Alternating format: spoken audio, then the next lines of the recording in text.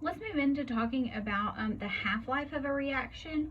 So once we know a rate law or an integrated rate law, it doesn't really matter, we can talk about half-life.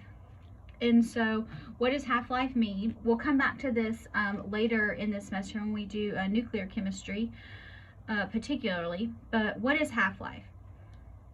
It is the time required for the concentration of a reactant to fall to 1/2, you knew that was going to be in there somewhere, of its original or initial value.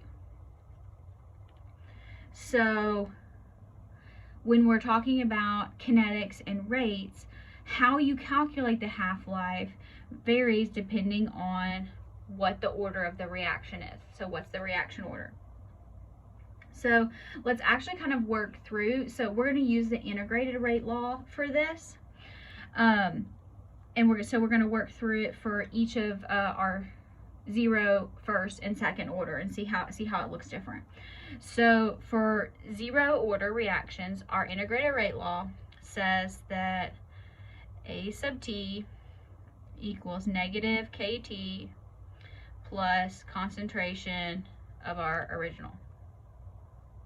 Okay, so what we want to know is when 1/2 of the initial remains. So here we have, so A sub t is really 1/2 of our initial concentration equals negative K times the half-life, so this is half-life, that's what we're trying to calculate, plus initial concentration. So now, if we say subtract this, and we can drop, well, you'll have a negative. So here, let me just do that, negative 1/2. So here, if I subtract A0 equals negative K T half. So now the negatives, we'll just bring those out. So now all we need to do is divide by K. So that tells us that the half-life is our initial concentration divided by 2 times the rate constant. So I like to tell people that it is really important that you do not have to memorize these because you can figure it out. You can figure it out. So in a 0 order reaction, the half-life depends on the initial concentration. It is directly proportional. So that means the half-life actually gets shorter as the initial concentration decreases. So, you know, if you start with a concentration of 4, then you're going to divide by 2 times the rate constant. That's going to be different than if you started with 1 molar and divided by 2 times the rate constant.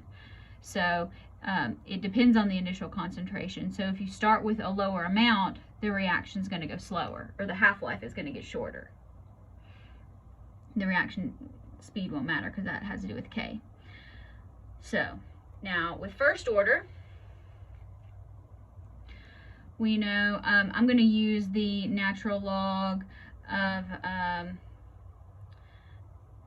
A sub t over A0. Again, it doesn't matter which one you use, equals negative KT. All that was combining the logarithm. So here we know that A sub t is going to be half of our initial, so that makes things easy.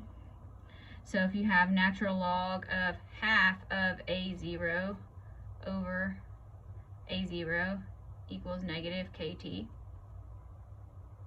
Well, guess what? The A0s fall out.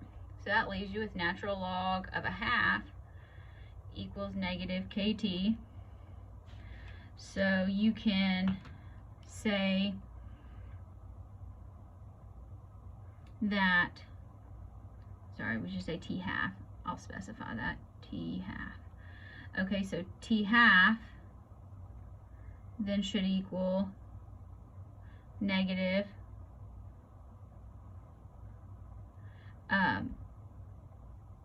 natural log of a half over k. So most of the time what people will do is, if you say natural log of 0.5, so that's negative, so then you take the negative of it. So most of the time this is written as half-life equals 0.693 divided by k, but this is actually the most correct way, and so when you derive it you can do that. Now what's important to notice here, that compared to zero order reactions, do you see concentration anywhere in this derivation? No. So for a first order reaction, the half-life is independent of the initial concentration. So it doesn't matter if we start with 10 molar or 0.10 molar. The half-life is the same. So that makes things very, very useful. Now let's do it again with, let's do this with second order. The second order integrated rate law, 1 over a sub t equals kt, k is positive here, plus 1 over a sub 0. So here, or sorry, t half. Okay, so let's plug in, so instead of a sub t, so 1 over 1/2 of a sub 0 equals k t half plus 1 over a sub 0. So you combine these together, divide by k, you end up with the half-life equals 1 over k times a sub 0. By the time you get common denominators, don't worry about it. This is a weird one. But here, this tells you that the half-life depends on the initial concentration.